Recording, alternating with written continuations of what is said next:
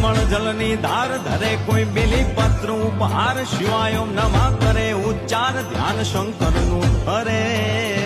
ધર્મ અર્થ ને કામ મોક્ષ સંચારુ ફળ ને શામ સદા શિવ આમ ધામ ને ઠામ સમર્પે સેવક દ્વારે